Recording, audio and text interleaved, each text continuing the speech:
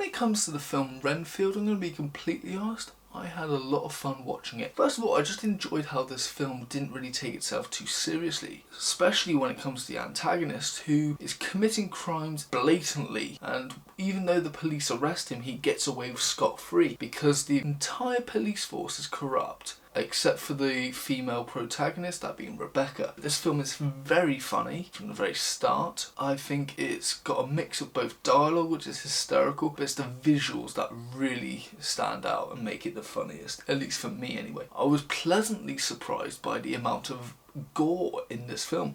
I wasn't expecting it, even though yes I know it's a vampire film, I just wasn't expecting it to be so extreme. It was only until I saw Robert Kirkman's name in the end credits that I realised that's why it's so gory.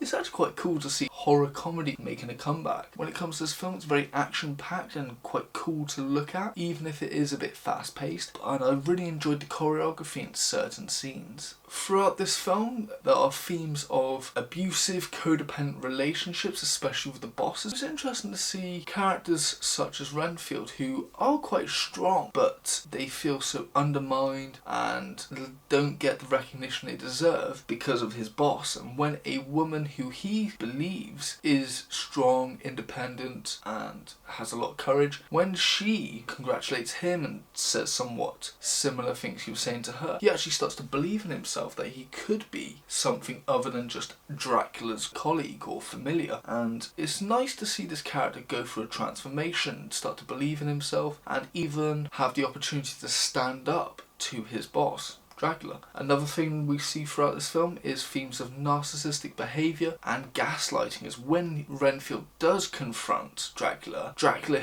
uses narcissistic tendencies and basically throws it back in his face, saying how he is lucky to work with him as he is the evil one. Renfield is the evil one and he deserves far worse, and if anything he's been lucky to just work with Dracula, and even gaslights him into believing he is not the victim at all and that Dracula himself is the victim. I just found that very interesting, how they show antagonists being blatantly narcissistic and gaslighting. The film, while yes is a comedy, has a lot of dark moments and even some moments of sadness, as we see Renfield, he's somewhat got a group of people that support him and sadly that is taken away from him, and we feel empathy for this character as he's only just tried to get his life back in order and only to have that ripped away from him. And I really enjoyed that this film kept the tone in these scenes. It never felt compromised by adding a joke in here and there. They allowed it to breathe to an extent. If I'm being completely honest, the plot is very simplistic, but it doesn't take anything away from this film. It doesn't deteriorate it. As well as that, I don't think there is a dull moment in this film. I very much enjoyed the performance of Nicolas Cage, although I do feel like he was not in the film as much as you would hope. But saying that, we got plenty of great moments from him. I think he did a great performance as the antagonist. Now, when it comes to criticisms, I have a few, but it's very minor. Like I mentioned, the film doesn't take itself that serious, as we see the police force are actively corrupt, but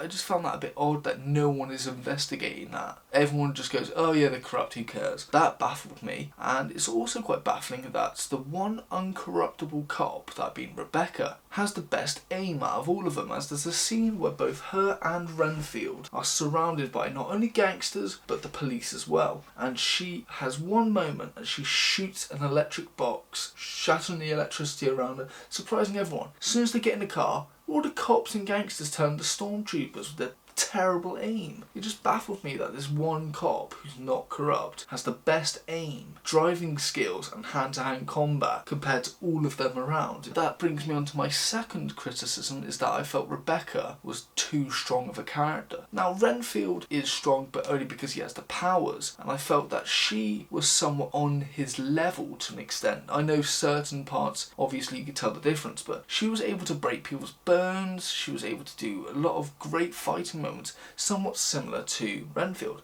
and her great aiming ability, shooting, all that. I just felt her character was a bit too strong. Now, I could be missing a scene where they explain that, or maybe it was edited out, but yeah, it's just a minor criticism. Overall, I found it a very fun film. Whilst it doesn't take itself too seriously, apart from when it comes to the abusive relationship and codependency parts. I found it very enjoyable that throughout all the gore and blood that we get throughout this film, we actually get as well a heartfelt message, which is something you rarely get in comedies. Is it good? I'd say it's great. Rating wise, I would give it an 8 out of 10. Now, when it comes to recommendations, I do have a few. First off, I recommend Nicolas Cage in the film Face Off, a very action-packed film with both him and John Travolta and directed by John Woo, famous director. I recommend it as it's the first film of Nicolas Cage's I've actually seen. I think he did a great performance. Now when it comes to the vampire stuff, I'm going to be completely honest, it's not a genre I'm too big on, so my recommendations on that are limited, but I recommend the Blade trilogy, as like those films and this, a lot of violence, a lot of humour, and